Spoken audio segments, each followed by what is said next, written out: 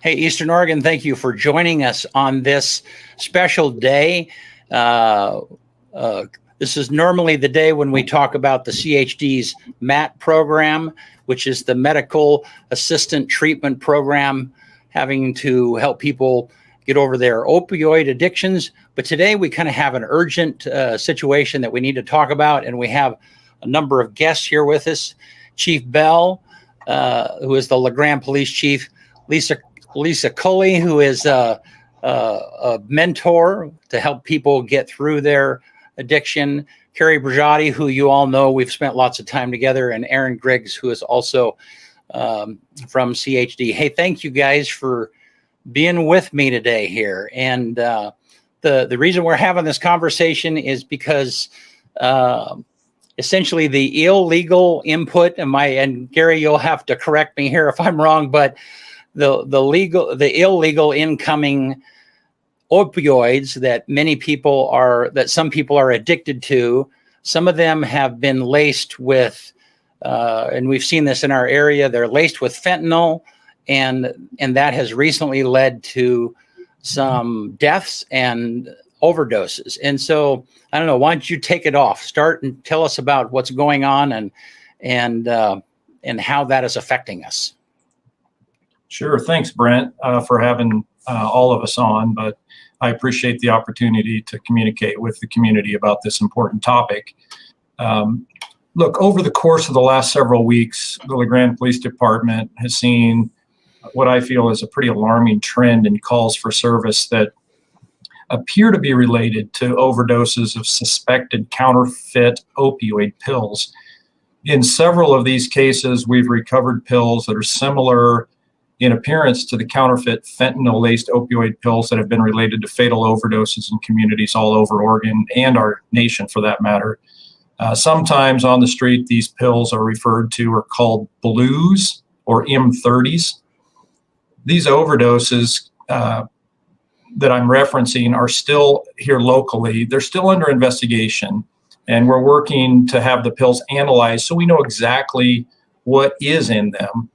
I can't emphasize enough that anyone who gets pills from anywhere other than a pharmacy should assume that they're counterfeit and they may contain potentially deadly amounts of fentanyl.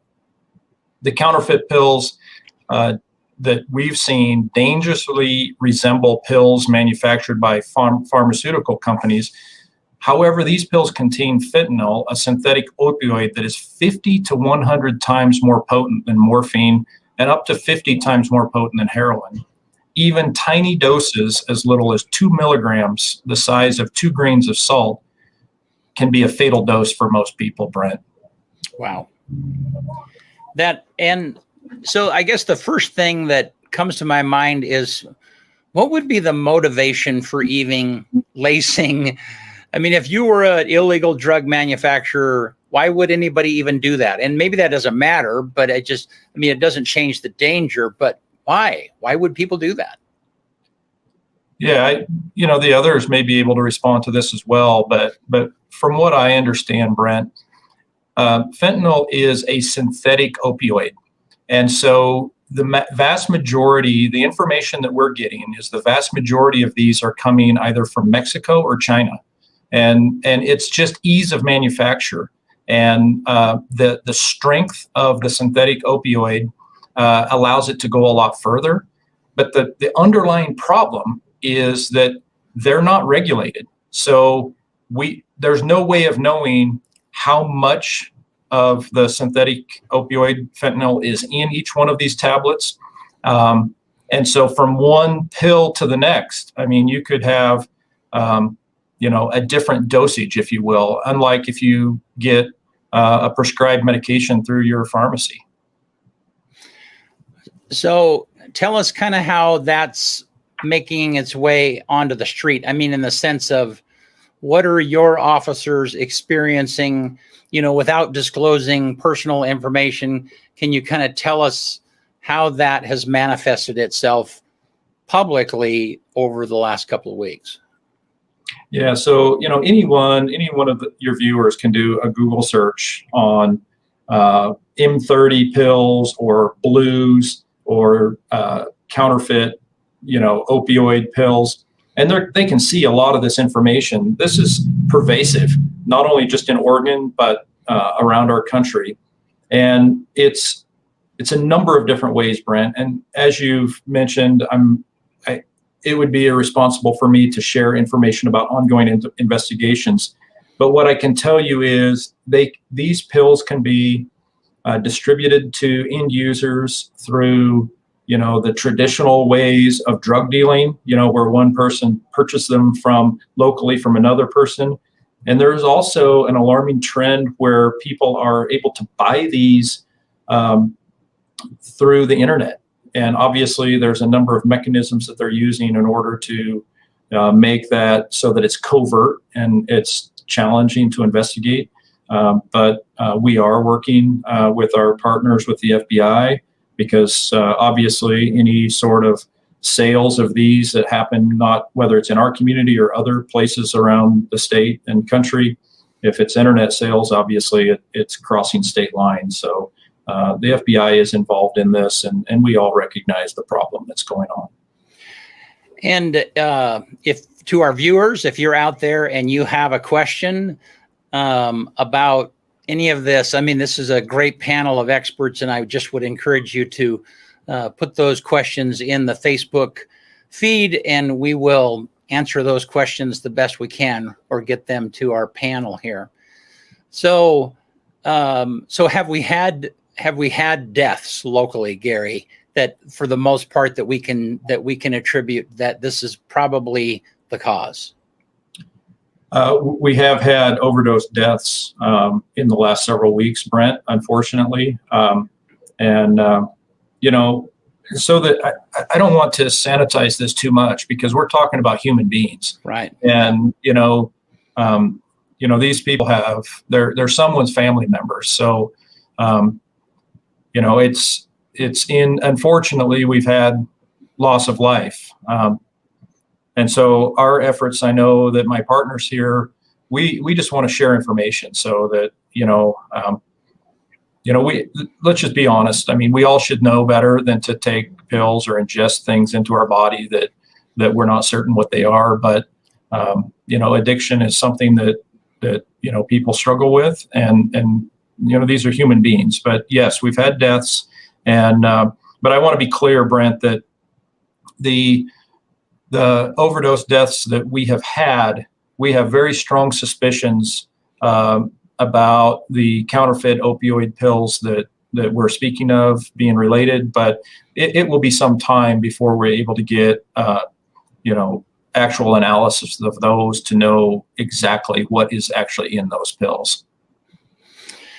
Well, and you're absolutely right that, it's not everybody. And we talk about this a lot in the MAP program is that, everybody can make excuses for themselves, or they'll find themselves in a jam.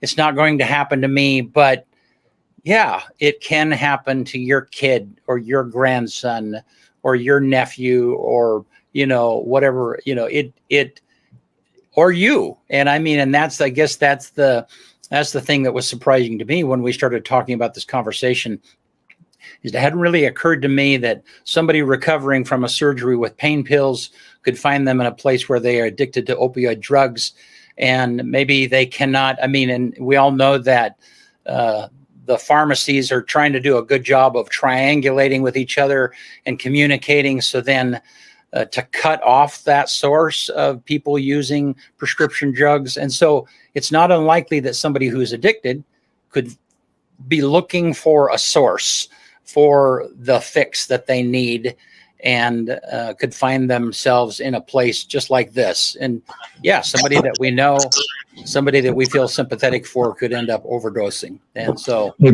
Brent, can I jump in here? Yep, absolutely. I think one of the big reasons why we're here today is we're trying to save lives. Right. And pure and simple. We've got individuals in the community that do have challenges with opioids or have addictions. And we're not, obviously we want to help provide resources and treatment, but more than anything, we want to prevent deaths. And we can figure out the treatment after that. First of all, let's make sure that if you are going to use, you're not going to be using one of these pills because you can die. And we've seen deaths in our community. And we don't want to have that at all because these are friends and family, regardless of whether or not they're having challenges with opioids. We just want to save their lives. Yeah, absolutely. Well, Aaron, why don't you continue? Kind of talk to us about, the overall reach of the MAT program for those people that might not know, and then how this kind of complicates it. I mean, how this affects the good things that you guys are trying to do. Well, I think that, there's a number of things that we're trying to do. There is a relation to our medication for assisted treatment just because these are opioids, and we want to make sure that people get the treatment that they need and that they can get medication that we offer that will help them be able to mitigate the withdrawal symptoms that come with stopping using opioids, because it's unbearable. It's honestly, you talk to anybody that's gone through it, and it drives you to use again. I mean, it's like you have no choice but to use again. So the medication, buprenorphine, and others that we can assist with help individuals to be able to deal with that withdrawal so that they can actually get treatment.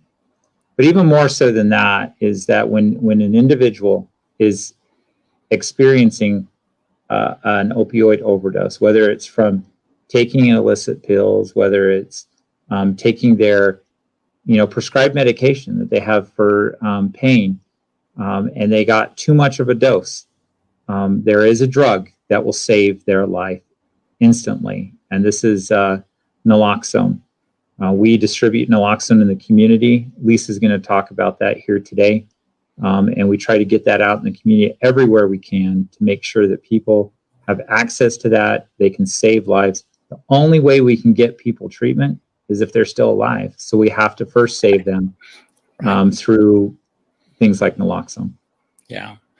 So Lisa, why don't you talk to us a little bit about how someone would identify that someone is overdosing, and then how they would administer naloxone if they had that available to them, and if they don't, where would they get that? I don't know. Talk to us a little bit of nuts and bolts about how, if we went into this situation, what should we do? So one of the first things to look for an opiate overdose are things like pinpoint pupils. They are unconscious, low respirations and breathing, or they're not breathing at all. You can be super clammy. For lighter skinned people, they're going to be almost a bluish to purple color. Darker toned individuals be kind of an ashy gray type color. So what we have these here, and they are distributed through Union County right now. We have some set up at the Orchard Motel. There is Spruce Street Market. Neon has some, and the basement of the Presbyterian Church. And they're a little red box, so we call them Nalox boxes. They hold a couple doses of these red bags in them. These are what the dosage looks like. You open this up. Don't test it. There's one dose inside of each container. You insert it up the nostril and squeeze the plunger. You want to wait within a couple minutes. If person doesn't start regaining consciousness, then you can administer another dose.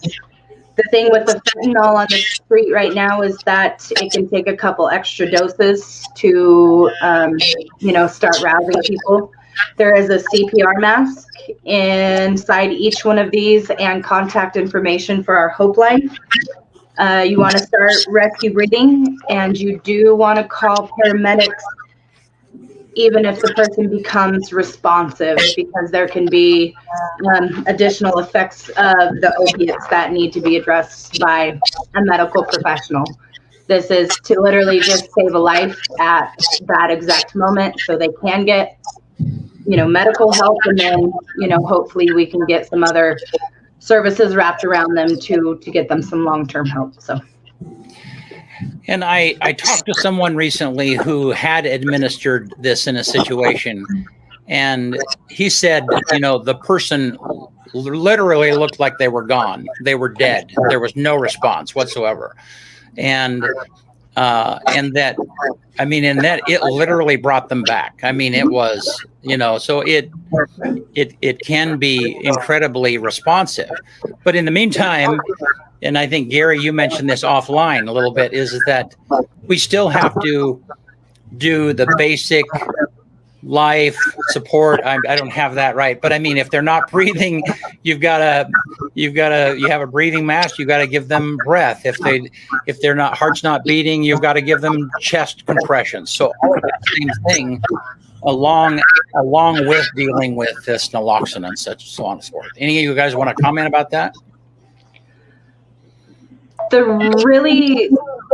really cool thing about naloxone is that it doesn't interfere with any other medications.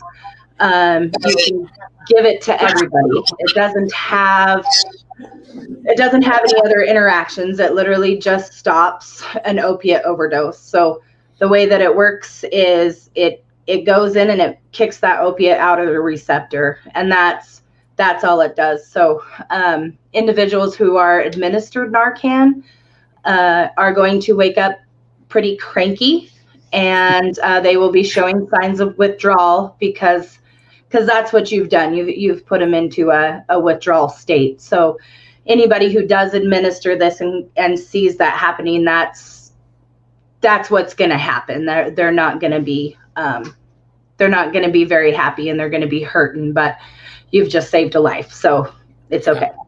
And Gary, you were going to say something. Yeah, Brent, I was just going to say, anytime you have someone displaying, signs of distress, call 911. Report to the 911 operator that you think that somebody is overdosed. Make sure that you're able to give a location, like a street address, and if somebody's available, send them out to the street edge, to wait for the ambulance and help guide, first responders, to the victim. Try to rouse the person, like speak loudly to them, pinch them, rub your knuckles. We call it a sternum rub. So you can kind of form your knuckles, and rub right on the center of their chest, the bony part of the middle of the chest. What you're trying to do is rouse them out of, because they're basically going to be very groggy as if they're sleeping. But what we're trying to avoid is them stopping breathing. Make sure the person is breathing. If they're not, administer rescue breaths, what we call mouth to mouth. And if necessary, then administer the naloxone, or what we call Narcan. It's a brand name of naloxone, as has been described. And then make sure you stay with them. Stay there. Monitor them and wait until first responders are there to assist, and monitor their breathing, and if necessary, provide rescue breaths and start CPR. And Lisa, I think you were saying earlier that the overdosing drugs can last longer than the Narcan, and so just because they're out of it, they come out of it right away, does not necessarily mean that they might not need more Narcan in a few minutes. Am I saying that right? Yeah, essentially they can re-overdose, basically, because once the Narcan wears off, then the opiates can then bind back to the receptors and cause a dangerous situation. So again, this is just a right then, right now, save their life type thing before paramedics can get there and the rest of it. So, and depending on, I think I did mention with the fentanyl that can take, 2, 3, or 4 doses of the Narcan to actually kind of bring them back where they need to be. So, yeah, what a scary situation that would be. Particularly for those people that are trying to save that life, that person who's overdosing might not even remember, but still, what an awful situation. So Carrie, this kind of falls, you are the goddess of public health locally. and this kind of, yeah, so this is kind of a public health emergency, and that's kind of why we're having this conversation. What can we do? What can we do to help with this situation locally? Yeah, so I would definitely consider this to be a public health emergency. Obviously, we've been talking so much this year, you and I, and our community about COVID-19, but there are definitely other health issues that have continued to play out, and the fact that these really powerful and lethal drugs are in our community is an emergency that we need to deal with. And I think, I like to remind folks about public health and our approach to how we handle situations like this. And, obviously we want to help individuals, but our best approach using public health science is to try and create an environment in our community where people can make healthy choices, where our norms in our community change. And so, and where people have the information that they need so they can take actions to protect their health and the health of those around them. And so I think, first and foremost, we really want the community to understand that this lethal drug is out there, so they know what actions they can take to protect themselves from that drug. And I think, this drug in particular, if you're not getting your medication from a pharmacy, you have no idea what you're getting. And I have heard, my colleagues here say that such a small amount can impact you. So it could even impact me if I found one of these pills and just happened to pick it up and touch it. And so I think, everybody in our community needs to know that this risk is out there. I think the other thing that we have talked about today is that this is not just a problem that happens to other people.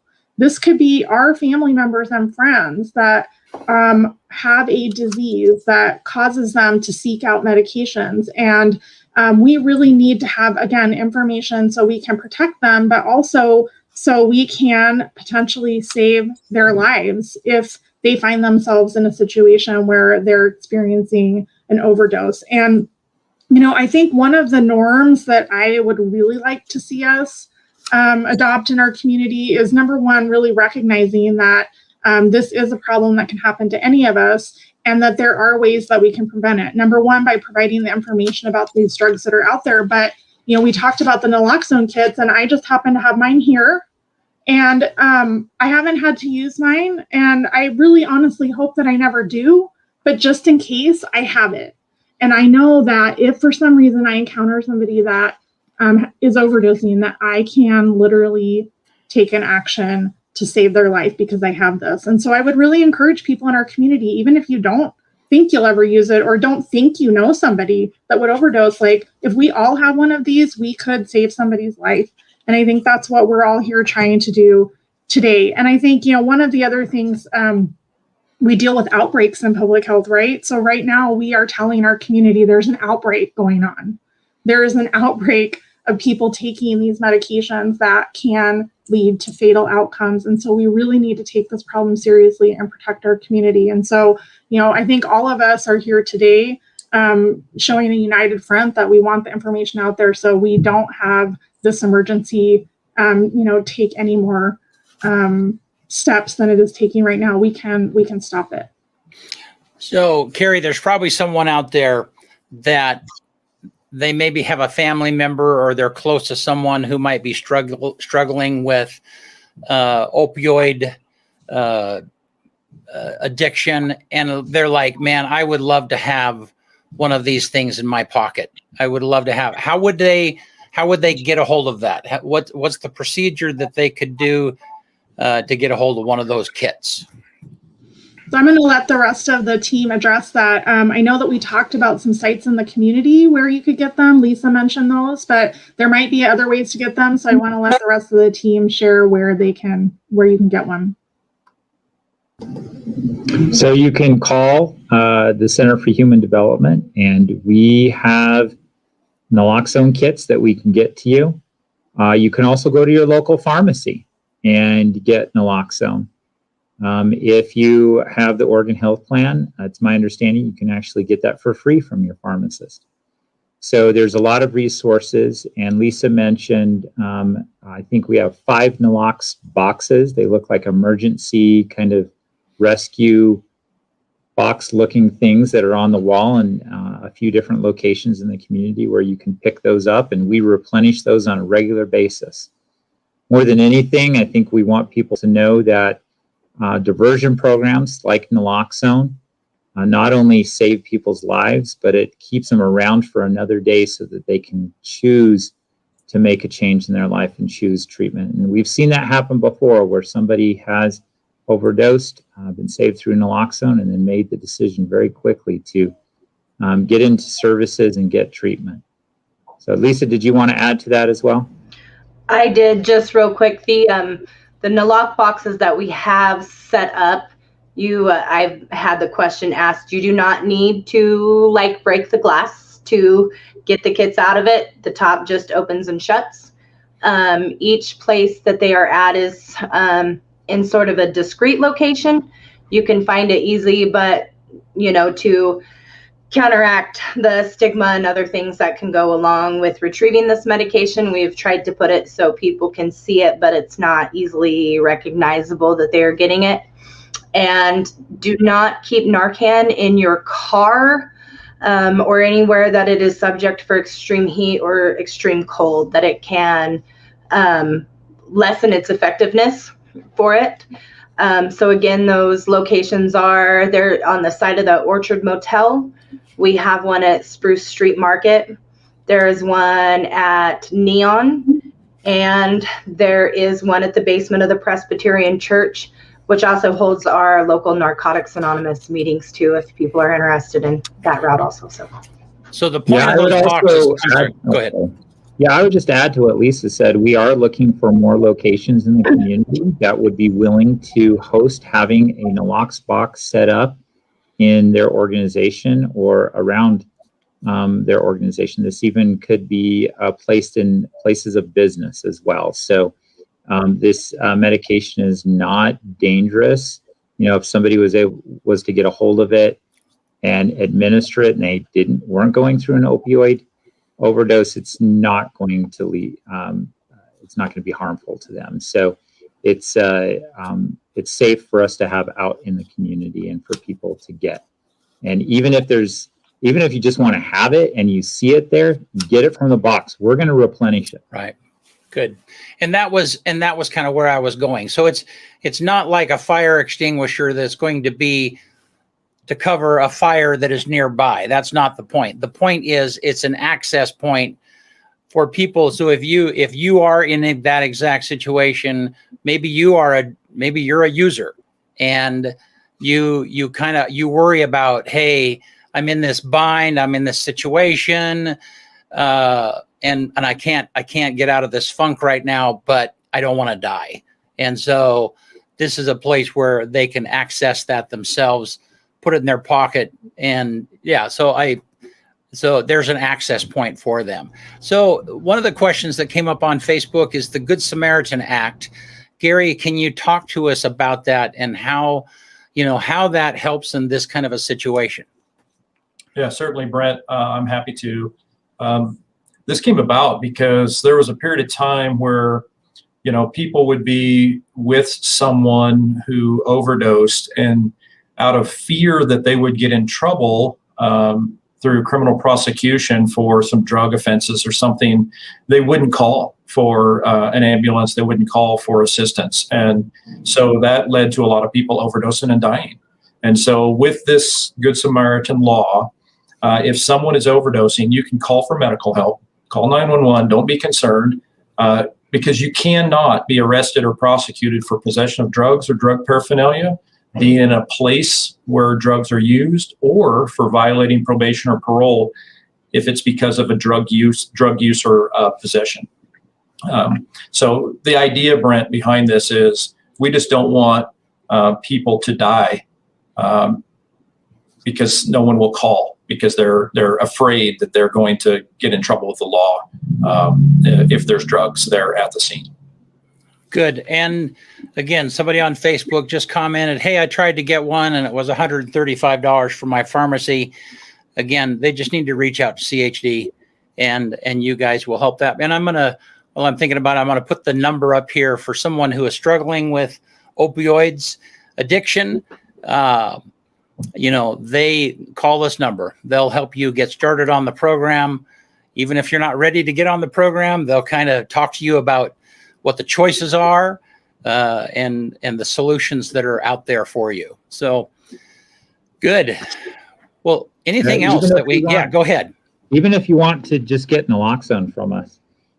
We also are planning in June to have a couple of events where people will advertise it in the community, where people will come be able to just drive by and pick some up. So be on the lookout for that as well. Give us a call. We'll get you some. Good. Well, wow, what an unexpected place that we are in right now, and this just seems like, for someone who is struggling with the addiction, this is just a cruel joke on top of all of that, that there's something that, could cause their death. And again, I think the point that Gary, that you've said a couple of different times is that, and multiple of you have, and that is that if you're getting drugs from any other place than your pharmacy, you can't count on the consistency, the dosage, the purity. You're kind of rolling the dice with whatever you get, right? All right. Hey, Brent, if I could real quick, it's a good opportunity also to remind people that if you have expired or unused, unneeded medications in your home, or what we find sometimes, Brent, is, people have a loved one that passes away and they're in the process of cleaning out their home and they find a bunch of medications. We now, more so than ever before, we have responsible, safe ways that people can dispose of those types of things. We have drop boxes here in the lobby of the police department. There's one at Grand Run Hospital, one at Red Cross Drug, and I'm under the understanding that there's soon to be one at Rite Aid Pharmacy as well. No questions asked. You can just drop that stuff in there and it will be safely disposed of. It's really important because we know a lot of times, Brent, that particularly young people that get pills, oxy, things like that, sometimes it's coming out of medicine cabinets in homes of family members. So can't stress enough to just, if you don't need that anymore, just don't keep it around and safely dispose of it. Great. Thank you, Gary. All right. Well, anyone else before we quit have anything that we haven't covered? I just want to say that if you are struggling, reach out, whatever type of addiction that is. I work with an amazing, amazing team for an amazing, amazing company. And we are more than willing to put our arms around you and help you. And it's social distancing, of course, in any way that we can. So if you are struggling with addiction, we can help. So. And Lisa, you and I had a great conversation a couple of weeks ago where you shared your own story. And the reason that you can understand this plight so much is that you were there. You were someone who has recovered. Yep. And so then, and your job is a mentor for those people that come into the MAP program and need someone to kind of coach them along. And that's awesome. Yep. We like to call it lived experience. So I've been there and done that. So I'm more than willing to help along the way. So excellent. Well, great. Thank you, guys. Thanks for taking the time to be here. And once we're done, just stay online for just a second and we can have a little bit of a conversation. But thank you, Eastern Oregon, for joining us. And we will see you next time right here on EO Live.